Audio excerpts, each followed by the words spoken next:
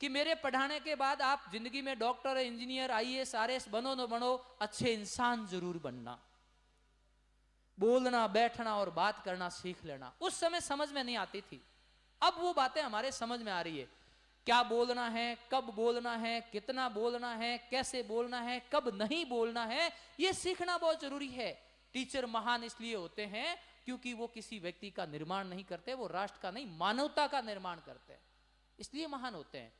केवल बात करने से नहीं, वो कर्तव्य से ऐसे होते हैं। दूसरी बात थी बैठना, कहां बैठना है, कहां नहीं बैठना है, कितनी देर बैठना है और क्यों बैठना है, किस लिए नहीं बैठना, इसका संज्ञान हमें जीवन में हो जाना चाहिए। बात करना, कैसे बात करनी है, किससे बात करनी है, कितनी बात करनी है और कितनी बात नहीं करनी है, यह सीख लेना तो मैं समझूंगा वो गुरुजी के शब्द थे कि मैंने किसी एक बच्चे को अच्छा पढ़ाया है, बाकी तुम क्या बनते हो तुम्हारी मेहनत होगी।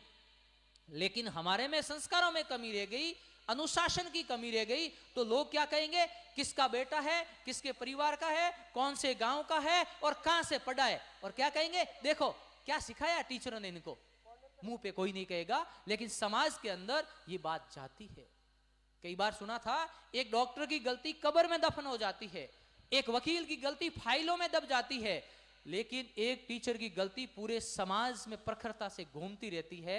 इसलिए टीचर हमेशा समाज, बच्चे और उनके भविष्य को अच्छा करने के लिए प्रयास रहते थे। हमेशा बोलता हूं मैं, यदि कोई चाहता है कि हमारे समाज का, गांव का और राष्ट्र का निर्माण हो, वो शुरुआत तब होगी जब हम टीचर्स का रेस्पेक्ट करने लग जाएंगे, उनको सम्मान देने लग जाएंगे।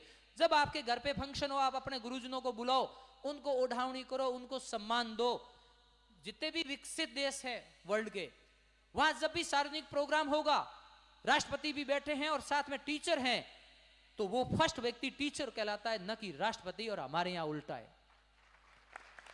आपकी तालियां इस बात का विश्वास दिलाए कि आप जब भी प्रोग्राम करोगे, कोई भी, उस प्रोग्राम में आपके गुरुजी आते हैं तो पहले सम्मान उनका, पहले मंच उनका, बड़ी कुर्सी उनकी। जिस दिन ऐसा करने लग जाओगे, समाज स्वतः सही दिशा में चलने लग जाएगा, दिखावे से बाहर की ओर।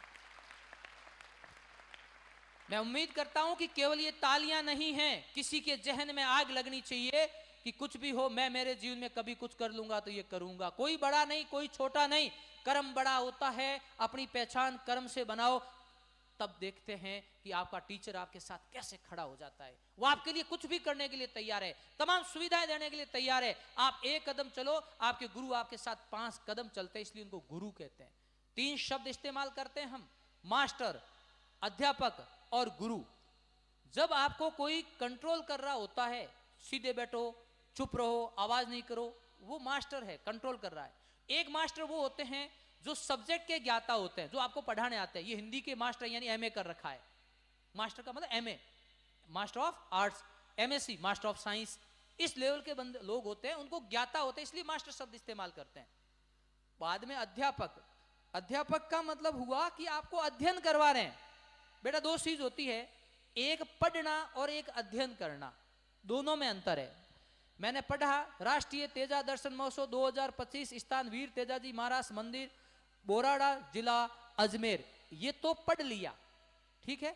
अब अध्ययन कैसे करते हैं वो मैं बताता हूं। आप अपने जीवन में अपनाना, आपके नंबर अपने आप बढ़ जाएंगे, याद होने लग जाएगा और बातें समझ में। अध्ययन का मतलब है राष्ट्रीय तेजा दर्शन। अच्छा, क्या हो रहा है, राष्ट्रीय तेजा दर्शन हो रहा है, कौन सा है, 2025 का है। कहां हो रहा है, वीर तेजाजी महाराज मंदिर, बोराड़ा। बोराड़ा कहां आया हुआ है, अजमेर में। समझ में आ गई बात, इसको अध्ययन करना कहते हैं।